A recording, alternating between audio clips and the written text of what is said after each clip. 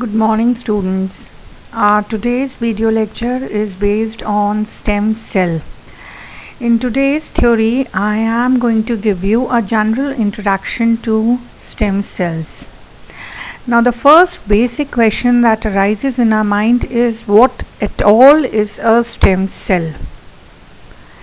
तो stem cell की simple अगर हम परिभाषा दें तो वो सेल जो एक अनडिफरेंशिएटेड सेल होता है और जिसमें से बाद में जाके स्पेशलाइज्ड या differentiated sales of the body बनते हैं जो कि स्पेसिफिक फंक्शंस कैरी कर सकते हैं, उस सेल को, बेसिक सेल को हम स्टेम सेल कहते हैं. अगर हम स्टेम सेल की बात करें तो हमें पता है फर्टिलाइजेशन के बाद जाइगोट बनता है. वो जो जाइगोट होता है वो सिंगल सेल्ड होता है स्टूडेंट्स.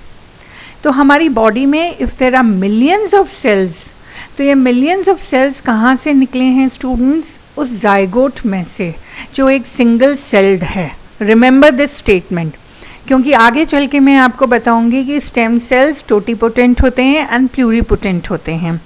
तो जब हम टोटीपोटेंट स्टेम सेल की बात करते हैं तो उसका एग्जाम्पल जाइगोट होता है, क्योंकि जाइगोट ही वो ऐसा सेल है जिसमें से बॉडी की सारी सेल्स बनती हैं. नाउ अगर वो जाइगोट सिंगल सेल्ड है मगर आपकी बॉडी में 200 डिफरेंट टाइप्स ऑफ सेल्स हैं, zygote is only one cell, so all these 200 different types of cells जो होते हैं आपकी बॉडी में वो किस में से बने स्टूडेंट? स्टेम सेल्स में से. सो स्टेम सेल अगर हम बात कर रहे हैं तो वो क्या है? स्टेम सेल्स क्या है स्टूडेंट? अनडिफरेंशिएटेड सेल है जिसमें से आपकी बॉडी के 200 डिफरेंट टाइप्स ऑफ स्पेशलाइज्ड और डिफरेंशिएटेड सेल्स बनेंगे जो स्पेसिफिक फंक्शंस कैरी करते हैं. Now students, why are we so much interested in stem cell? Because अगर एक अनस्पेशलाइज्ड सेल में से 200 different types of specialised cells बन सकते हैं, और दूसरी बात ये होती है कि स्टेम सेल्स में अपना रीजेनरेशन की भी कैपेसिटी होती है. Because of these two unique properties stem cells are being extensively studied nowadays. तो ये दो यूनिक प्रॉपर्टीज कौन सी थी स्टूडेंट्स? पहली कि जो स्टेम सेल्स हैं वो क्या होते हैं students? Undifferentiated, and then they can give rise to differentiated or specialized cells of the body. And the second property is that कि ये stem cells अपना खुद का division करके number भी बढ़ाते हैं. So these are the two unique properties of stem cells. Now types of stem cells. अगर आप origin के basis पे करेंगे students तो there are two types of stem cells. पहला embryonic stem sales, embryonic stem sales, और दूसरा होता है एडल्ट स्टेम सेल्स. अगर हम एम्ब्रियोनिक स्टेम सेल्स की बात करें तो very well I have given you the diagram कि जो ब्लास्टोसिस्ट होती है उसके अंदर जो इनर सेल मास होता है, एक्चुअली में दिस इनर सेल मास में से ही पूरी बॉडी बनती है एडल्ट की. तो ये ही एम्ब्रियोनिक स्टेम सेल्स होते हैं. और ये जो अनडिफरेंशिएटेड एम्ब्रियोनिक स्टेम सेल्स हैं ये ही डिफरेंशिएट होके डिफरेंट टाइप्स ऑफ बॉडी के सेल्स बनाते हैं. तो जब हम एम्ब्रियोनिक स्टेम सेल्स की बात करते हैं तो उसका एग्जाम्पल क्या होगा स्टूडेंट्स? मैमल्स में जो ब्लास्टोसिस्ट है उसमें जो इनर सेल मास है वो आपका स्टेम सेल है. इस स्टेम सेल को हम प्लूरीपोटेंट स्टेम सेल कहते हैं. Remember in the earlier part of this lecture I had told you कि zygote जो होता है वो टोटीपोटेंट होता है. टोटीपोटेंट का मतलब all the types of cells, जो आपकी बॉडी में 200 टाइप्स ऑफ सेल्स हैं वो zygote सारे की सारे बना सकता है. मगर ये जो ब्लास्टोसिस्ट है ये कब बनी? 5th day after the fertilization. Fertilisation के 5वें दिन ब्लास्टोसिस्ट बनी. अब वो स्टेम सेल जो इनर सेल मास के हैं वो करीबन 30 to 34 सेल्स हैं और अब हम इन्हें प्लूरीपोटेंट कहते हैं. प्लूरीपोटेंट इसलिए students because they can differentiate into different types of cells of your body, but not all. All नहीं, अगर all होता तो totipotent होता. Now, अब हम बता रहे हैं कि यहाँ पे सोर्सेस क्या होते हैं एम्ब्रियोनिक स्टेम सेल के.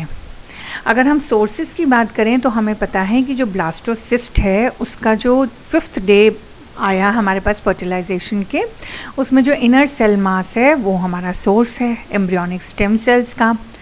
तो जो IVF टेक्नोलॉजी होती है, इन विट्रो फर्टिलाइजेशन होता है, उसमें ब्लास्टोसिस्ट को स्टोर किया जा सकता है और उससे एम्ब्रियोनिक स्टेम सेल्स निकाल सकते हैं. दूसरा सोर्स जो होता है एम्ब्रियोनिक स्टेम सेल्स का, वो बहुत जो दूसरा सोर्स है स्टूडेंट स्टेम सेल का, वो है umbilical cord. What is umbilical cord? We know that mammals में जो डेवलपमेंट होता है that is inside the body, और ये जो डेवलपमेंट हो रहा है उसमें क्या होता है स्टूडेंट्स, जो फीटस होता है वो अपना जो न्यूट्रिशन होता है प्लेसेंटा के थ्रू मदर की बॉडी से लेता है. And this placenta has a connection with the uterus also, lining of uterus. इसी कनेक्शन को हम कहते हैं अम्बलाइकल कॉर्ड. ये जो अम्बलाइकल कॉर्ड है जो पहले बर्थ के बाद फेंक दी जाती थी, it is a rich source of embryonic stem cells. And nowadays there are cord banking होती है, जिसमें there are specialised banks where this umbilical cord is stored so that these embryonic stem cells can be used in future also. Now, why are we so much interested in these stem cells? So, एक student हमें ये पढ़ना है कि nuclear transfer process क्या होता है. Nuclear transfer process से भी हम एम्ब्रियोनिक स्टेम सेल्स प्रोड्यूस कर सकते हैं. जैसे हमने कहा नेचुरली स्टेम सेल्स हमको कहाँ से मिलते हैं, प्लेसेंटा अम्बलाइकल कॉर्ड से, या फिर ब्लास्टोसिस्ट के इनर सेल मास से. और ये जो ब्लास्टोसिस्ट होता है वो हम IVF टेक्नोलॉजी में ले सकते हैं, क्योंकि IVF में क्या होता है लैब में ही ब्लास्टोसिस्ट प्रोड्यूस हुआ है. जो दूसरी टेक्निक है वो है न्यूक्लियर ट्रांसफ़र. न्यूक्लियर ट्रांसफ़र क्या होता है कि आप क्या करेंगे, एक आपने स्किन का पीस लिया, उसमें सेल्स हैं, स्किन के सेल्स हैं. उस स्किन के सेल में से आपने क्या किया, एक एग लिया, उस एग का न्यूक्लियस रिमूव कर दिया. एंड हमने क्या किया, एग का न्यूक्लियस रिमूव कर दिया और उसमें स्किन सेल का न्यूक्लियस डाल दिया. तो अब जो एग है उसमें क्या है, स्किन सेल का जेनेटिक मटेरियल है. अब इस एग को स्टिम्युलेट किया जाता है कि ये ब्लास्टोसिस्ट बने, ताकि इसमें एम्ब्रियोनिक स्टेम सेल्स मिल सकें.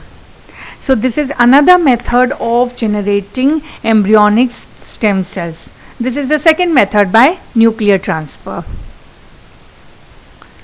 Now one thing I have to make you clear, जो डॉली द शीप बनी थी स्टूडेंट्स, वो रिप्रोडक्टिव क्लोनिंग थी, और एम्ब्रियोनिक स्टेम सेल्स जो हम न्यूक्लियर ट्रांसफ़र से बना रहे हैं वो बिल्कुल अलग है. आपको ये समझना होगा, जब भी हम स्टेम सेल्स बनाते हैं फॉर क्योरिंग सम डिजीज़, उसको हम कहते हैं थेराप्यूटिक क्लोनिंग. थेराप्यूटिक क्लोनिंग का मतलब होता है बॉडी में अगर कोई सा भी डिजीज़ है, उस डिजीज़ को क्योर करने के लिए हमने थेराप्यूटिक क्लोनिंग की. जबकि डॉली द शीप जो बनाई गई थी वो थी reproductive cloning. Now reproductive cloning में क्या होता है कि एक एम्ब्रियो को इम्प्लांट किया जाता है फीमेल के अंदर, ताकि उससे एक इंडिविजुअल बन जाए. तो रिप्रोडक्टिव क्लोनिंग हमें पता है ह्यूमंस में नहीं होती है, मगर हम न्यूक्लियर ट्रांसफ़र टेक्निक से एम्ब्रियोनिक स्टेम सेल्स रीजेनरेट कर सकते हैं for therapeutic cloning. Therapeutic cloning मैंने आपको समझा ही दिया कि क्या होता है. नो, ये तो बात हुई एम्ब्रियोनिक स्टेम सेल्स की. एडल्ट की बॉडी में भी कुछ स्टेम सेल्स होते हैं. यू वेरी वेल नो वो कहाँ होते हैं, बोन मैरो में होते हैं. सो ये adult stem cells and embryonic stem sales दोनों में डिफरेंसेस हैं स्टूडेंट्स. जो एडल्ट के स्टेम सेल्स होते हैं वो प्रोड्यूस करते हैं limited number of cell types, और वो सारी बॉडी के सेल्स या टिश्यूज़ में नहीं होते हैं. एडल्ट के जो होते हैं, और जो एम्ब्रियोनिक स्टेम सेल्स होते हैं उनको हम काफ़ी बार यूज़ कर सकते हैं because they are pluripotent. Usually adult के जो स्टेम सेल्स होते हैं दे आर मल्टीपोटेंट. मल्टीपोटेंट का मतलब होता है कि जैसे वो ब्लड सेल्स रीजनरेट कर सकते हैं. ब्लड सेल्स में we have RBC and WBC, ठीक है. बाकी बॉडी के सेल टाइप्स जो हैं वो रीजनरेट नहीं कर सकते. ये लास्ट में हमने बताया है सेल कल्चरिंग. कल्चरिंग का मतलब आप जानते ही होंगे स्टूडेंट्स की क्या होते हैं. कल्चर का मतलब है स्टूडेंट्स कि आप लेबोरेटरी में जब सेल्स को ग्रो कर रहे हैं, दैट इज़ कल्चरिंग. तो जो स्टेम सेल्स हैं, क्योंकि मैंने आपको पहले भी बताया कि they are being used for therapeutic cloning. तो थेरापेटिक क्लोनिंग जहाँ भी करनी होती है वहाँ पे हम स्टेम सेल्स को आजकल यूज़ कर रहे हैं. इसका एक ऑल्टरनेटिव हमारे पास था जीन थेरेपी, और वही चीज़ हम यहाँ कर रहे हैं कि अगर कोई जेनेटिक डिसऑर्डर हो गया है तो उसमें हम स्टेम सेल्स लेकर और उसकी थेरापेटिक क्लोनिंग कर लें. इसके लिए हम इन स्टेम सेल्स को कल्चर करते हैं और उसमें हम कुछ एनिमल्स भी यूज़ करते हैं. जैसे माइस हमने यूज़ किया है, क्योंकि माइस में क्या करते हैं स्टूडेंट्स, हम इनके स्टेम सेल्स को कल्चर करते हैं. एंड फिर हमने क्या किया कि इन माइस के स्टेम सेल्स को ह्यूमन स्टेम सेल्स में इम्प्लांट करके हमने देखा कि क्या वाकई ये माइस के जो स्टेम सेल्स हैं, एम्ब्रियोनिक स्टेम सेल्स हैं, they cure any type of disease in humans also. So students, such an organism जिसमें सेल्स और टिश्यूज़ हैं जो आपने किसी और इंडिविजुअल से लिए हैं, उनको कहते हैं काइमेरास. रिमेंबर दिस वर्ड कि काइमेरा क्या होता है. काइमेरा एक ऐसा ऑर्गेनिज्म होता है जिसमें आपने किसी और ऑर्गेनिज्म के सेल्स या टिश्यूज़ डाले हों. और ये जो कॉमन एग्जाम्पल है काइमेरा का वो है माउस. माउस में या तो आप ह्यूमन स्टेम सेल्स के कुछ ह्यूमन स्टेम सेल्स हैं वो इंजेक्ट कर देते हैं ताकि हम स्टडी कर सकें कि ह्यूमन डिजीज़ कैसे प्रोग्रेस करते हैं, या testing of a new drug हो जाए. और ह्यूमंस में अगर किसी का ब्लड ट्रांसफ्यूजन हो जाए या किसी का हार्ट वाल्व ट्रांसप्लांट हो जाए फ्रॉम अ पिग, अगर पिग का हार्ट का वाल्व अगर किसी ह्यूमन के हार्ट में डाल दिया जाए तो वो ह्यूमन काइमेरा हो गया. सो आजकल जब भी हम स्टेम सेल्स में रिसर्च की बात करते हैं तो वहाँ पे ये काइमेरा वर्ड आता है. तो यू हैव टू रिमेंबर कि काइमेरा क्या होता है स्टूडेंट्स, क्योंकि स्टेम सेल्स रिसर्च में यूजुअली हम काइमेराज बना के आजकल थेरापेटिक क्लोनिंग कर रहे हैं.